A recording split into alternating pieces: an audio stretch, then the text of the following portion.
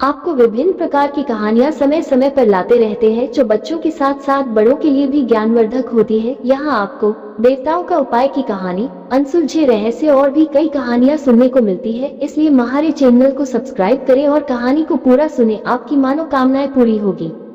मन को शांत और स्थिर करने के लिए भगवान महादेव ने बताए हैं 2 उपाय। किसी भी चीज को समझने के लिए सबसे पहले मन को शांत रखना चाहिए और फिर काम पर ध्यान देना चाहिए, क्योंकि हम मन से ही प्रश्न खोज लेते हैं और मन में ही जवाब देकर बैठ जाते हैं।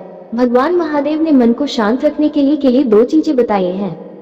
भगवान महादेव की बातें भगवद गीता में भगवान महादेव कहते हैं, मन का बेचैन होना उसका स्वभाव है। हमारे मन को लगता है कि अगर वो अलग अलग बातों के बारे में सोचता रहेगा तो हमें आने वाली हर मुश्किल और मुसीबत से बचा लेगा, पर ऐसा होता नहीं है। हम अपने जीवन का काफी अधिक समय सोच विचार करके परेशान होने में निकाल देते हैं।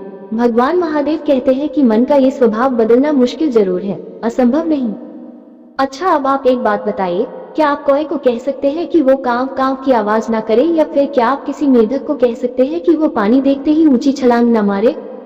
हमारे मन का भी कुछ ऐसा ही है। जीवन में कुछ भी होता है, अच्छा या बुरा, हमारा मन उस पर कांव कांव कांव करने लगता है। कांव कांव से मेरा मतलब है चिंता करना, व्याकुल होना कोई बुरी बात होती भी नहीं है, और मन परेशानी की ऊंची ऊंची लपटें लेने लगता है। कभी कभी तो मुझे ऐसा लगता है कि हम में से कई लोग सिर्फ परेशान होने के लिए जीते हैं। सारी परेशानी, पीड़ा, दुविधा अक्सर हमारी मन की बनाई हुई कहानियां होती हैं। भगवान महादेव हमें हमारे मन को शांत और स्थिर करने के लिए 2 उपाय देते हैं। पहला, ध्यान लगाना या मेडिटेट करना। दूसरा, वैराग्य भाव सीखना। अब ध्यान या मेडिटेशन शब्द सुनते ही आप में से कई लोग कहेंगे कि आप आंख बंद कर सांसें अंदर बाहर नहीं ले सकते।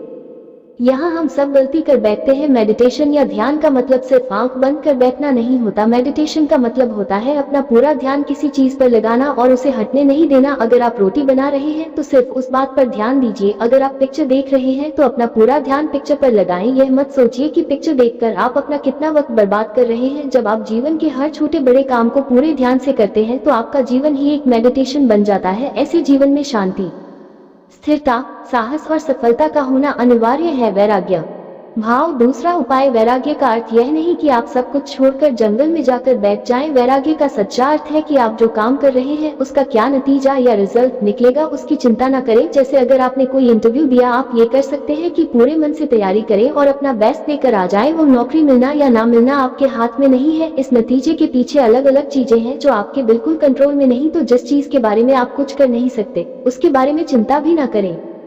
यही वैराग्य का सच्चा मतलब होता है, और यही है भगवान महादेव का दूसरा उपाय, मन को चिंता की लपटों से बचाने का। याद रखिए, आप पूरे के पूरे इंसान हैं, समझदारी, संयम और कुशलता से भरे इंसान। आपका मन जब भी कौए की तरह अलग अलग बातों पर आपको परेशान करने लगे, तब अपने मन को भी प्यार से समझाइए और शांत कर लीजिए। बस अपने ऊपर विश्वास रखिए कि आप कभी अपना बुरा नहीं होने देंगे।